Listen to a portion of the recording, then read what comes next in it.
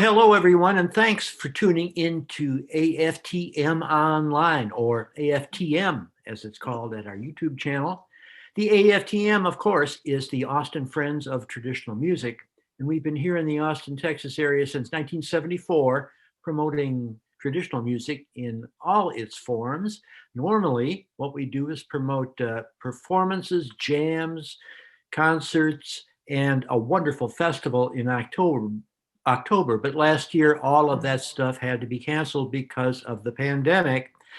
But what we've done is prepared a newsletter. Although we don't have new events to talk about, we have a pictorial issue that shows you all kinds of highlights from the last few years of AFTM's events. And that's available at the website, aftm.us. Also there, you can check out our scholarship program.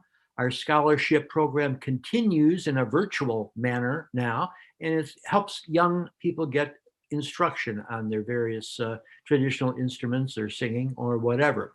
And you can see a list there of the interviews that we have previously done, which have been a lot of fun, and we're going to keep doing this. We're just going to keep on keeping on. We have a especially fine guest today, in my opinion. He's a mainstay of the Austin acoustic traditional music scene, and I can see him right there on my screen right now. That's Mr. Tim Wilson. Tim, how's it going today? Feeling pretty good, Gary. I hope you're doing well. You sound good. Yeah. Healthier than I deserve to be, and being real careful under these circumstances, but I'm sure you're doing the same out there in your residence. And that's a beautiful background behind you, I have to mention. That's a quilt that my wife, Suzanne Rittenberry, put together. And I happen to know that your wife is also a fine quilter. So we have that in common. Yeah. And I've requested a background, and she said she'd put me on the list. So I think about 2027, I'll probably have that. But anyway. But I don't know where the Tim Wilson story actually starts, if you're a native Texan or not. And could you fill us in on all that stuff? Sure. I was born in Indiana. My parents are both from Indiana, but they moved up to work in Detroit. A lot of work there. And I had a musical family. I had older brothers that played music, and we had a lot of music around the house. And that's kind of fun. One of the things I think about is my early musical influences, and I thought about some of the albums my older brothers had: Spike Jones, Miles Davis, Johnny Cash, Les Paul, Mary Ford. So it was kind of an interesting start. I was just a little tad, and that kind of was emblazoned on my brain from those early LPs. When's the first time you got your hands on a musical instrument, would you say? Well, my two older brothers played. Were musicians. They decided they would buy me a musical instrument for Christmas one year. I think I might have been 13 or 14, and so they asked me what I wanted, and I said drums. They said no, and then I said, okay, I'll take a double bass. They said no. So well, guitar, and so that's why I got a guitar for Christmas at about 13 or 14 years old, and that's when I first started going after it. Yeah. Did you find yourself going in a rock and roll direction or a folk music direction, or maybe neither? Folk music. I listened to pop radio as a kid, like everybody, and I had too much Bobby Vinton and Paul Anka, and I decided I got caught up in the folk craze, and Peter, Paul and Mary, Joan Baez, Tom Paxton, all that kind of stuff, and played guitar and tried to learn that. Bob Dylan, of course. And I've known that you played guitar, but I know of you as a mandolin player, of course. When did you branch out into the mandolin playing? That's probably I guess I got a K mandolin probably in my mid-20s, I think. And then I got a couple of old cheap Gibsons, and then I finally I just kept progressing on. And I was a guitar player for a long time. I played bass some as well. But I played rhythm guitar early on in bluegrass. And still living in the Detroit area all this time? Yes, I started. I played. I played in my first bluegrass band probably in the late '60s. The band called the Sunnysiders, and they were a pretty well-known local band. and played in several other bands too. The interesting thing about Detroit is that there was a tremendous migration from the South to Detroit, both black and white. And there was a very good bluegrass music scene. And so I got to bluegrass via folk music. I heard actually Joan Baez played with the Green Wire Boards on a couple of cuts, and that just knocked my socks off. My brother came home with a banjo and the Earl Scruggs book, and then I kind of started down that road. But I played in the Sunnysiders, and I was the only person that was kind of a college student, Yankee type, and they were all just from the South, and it was a great education. Oh, I can So imagine. this migration came up there, up and just brought their music with them. So I understand. And you were playing guitar initially with this band, is that right? I was playing rhythm guitar and sang lead, and it was a great musical education. And before I forget, there's one thing that I wanted to mention there. Later on, after I left the Sunnysiders, I was part of something called the Original Bluegrass Opera of Detroit. And it was written by Bud McCurkin, who was a U.S. News and World Report reporter. And he put together this bluegrass opera, which chronicled in a way the Great Migration up from the South to Detroit, and the music and the hardships and the troubles they had assimilating. It was a very interesting thing.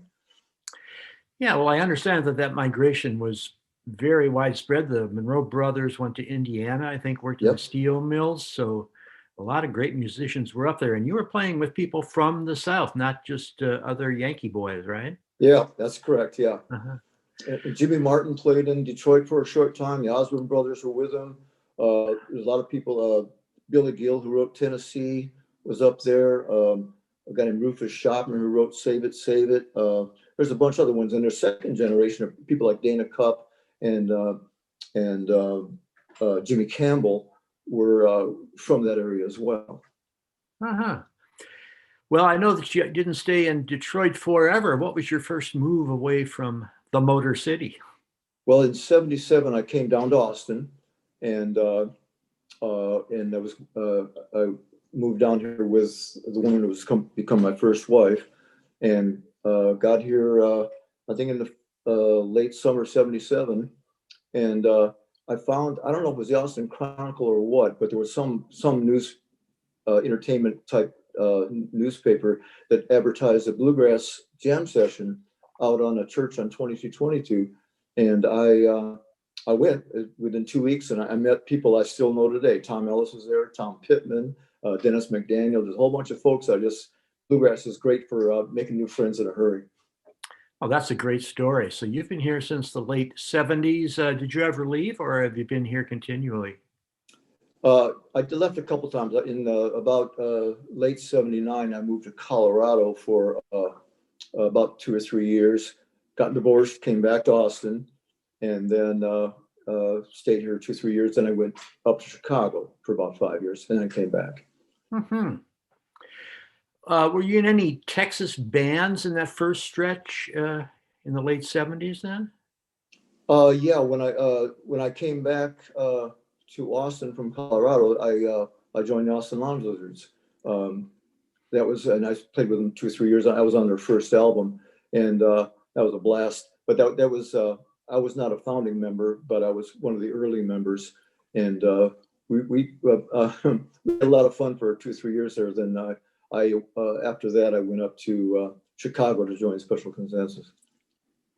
Very cool. Did the Lounge Lizards tour nationally at that time? No, it was pretty much just a local band. And about the time, just after I left the band started getting very successful. I try not to take that personally, but they kind of took off after that. And of course, after that, they traveled all over. Yeah. But you just mentioned that you moved to Chicago, and you mentioned Special Consensus, which is a big time traveling band. How did that come about? Well, the band had always come to Austin.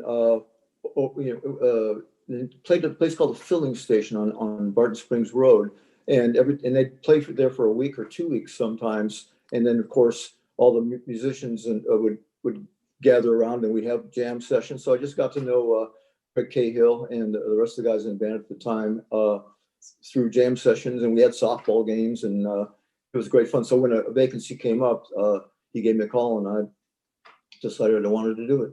Yeah. So you had to pack up and actually move to Chicago, correct? That's right. Yes. I Yeah. quit my job and off I went. Cool. And were they touring nationally at that time? Well, obviously they were if they were playing in Texas.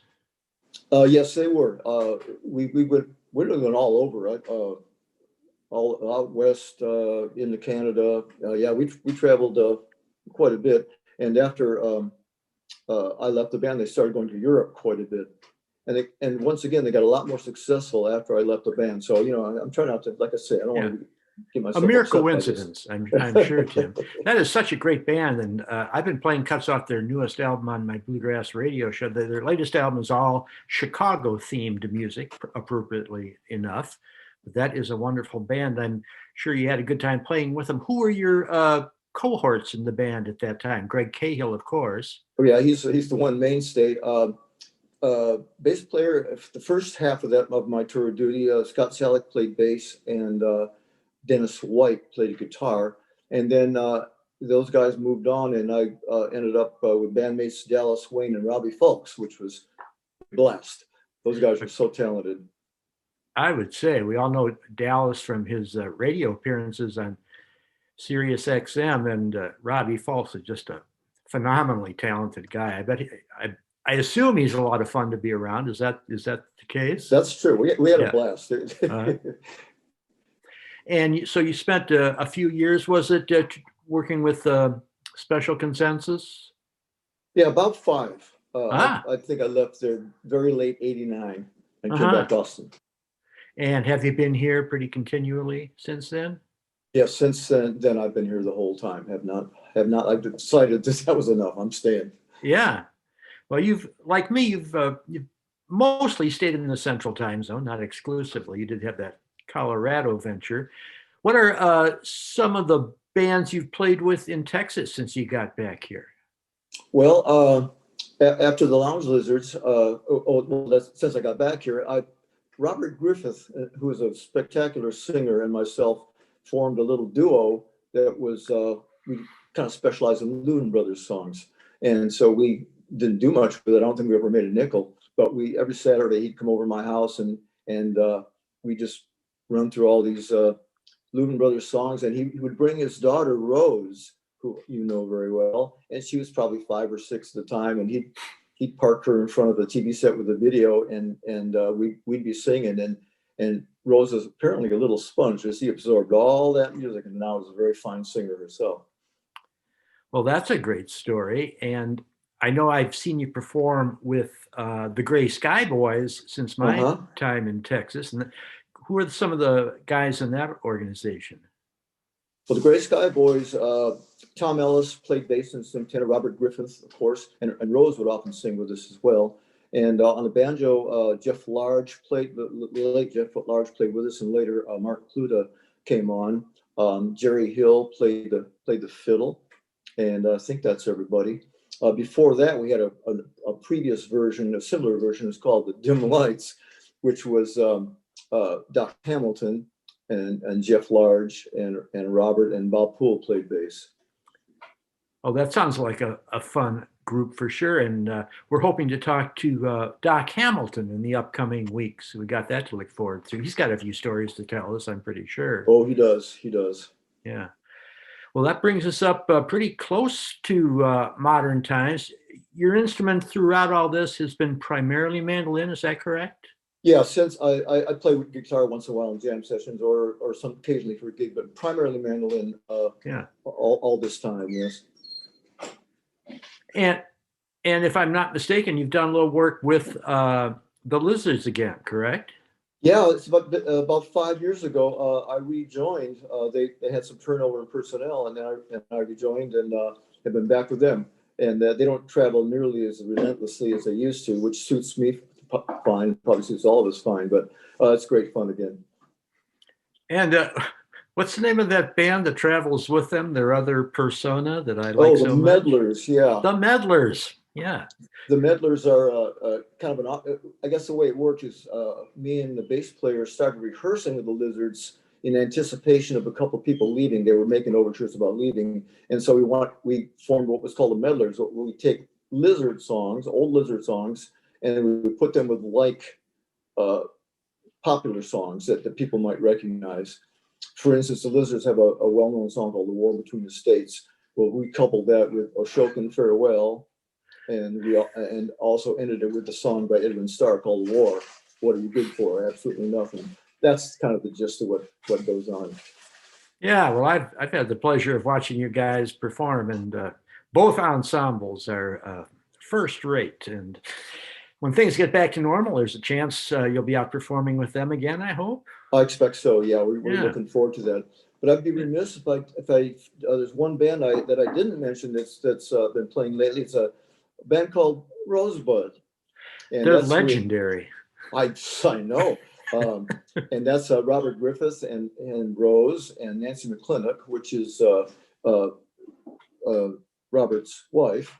So it's kind of a family thing. And then I play mandolin and little fiddle, and there's this spectacular dobro player that plays with us. What's his name? Jerry something. I can't remember.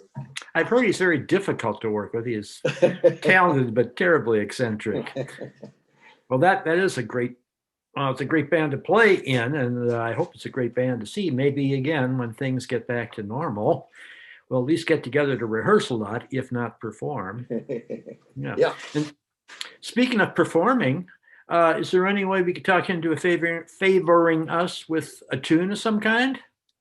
Well, I would like to do that. Well, here's an old timer called Leather Breeches.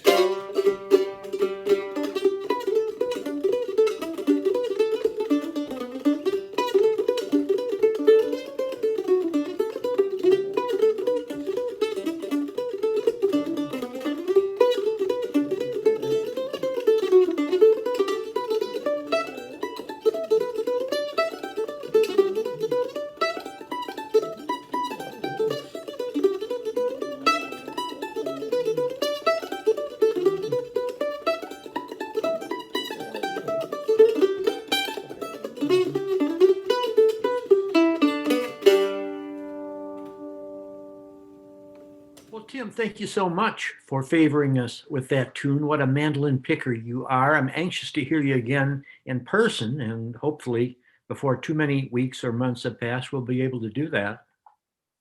Well, Gary, it's really an honor to be on the show. I've seen, I think, all of your videos, and I really enjoy them. And it's just, I'm just so happy to be able to talk with you once again, and appreciate the opportunity.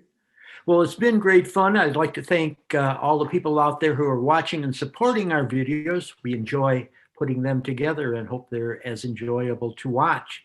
So we'll sign off right now. My name's Gary Mortensen, and this has been AFTM Online. We'll see you next time.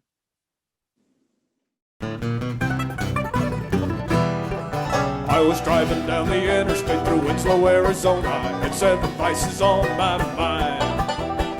Faults and avarice, fornication, television, whiskey, beer, and wine. Mama tried to raise me better, but I held her in contempt and I punched her in the nose. And I laughed the day that I broke the heart of my San Antonio rose.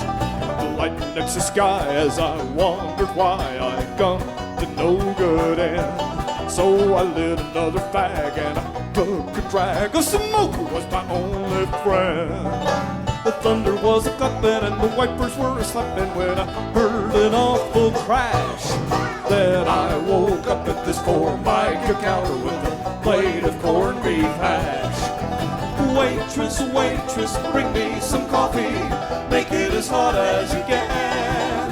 And bring me a light for this everlasting night at the Highway Cafe of the Dead. There's a black velvet painting of a king of rock and roll hanging just beside the door. The short order cook has a lean and hungry look as he soils the kitchen floor. The radio is playing Barry Manilow incessantly. It almost drives me mad. A drunken local trollop tries to pinch a double wallop to a salesman glad and glad. Waitress, waitress, bring me some coffee. Make it as hot as you can.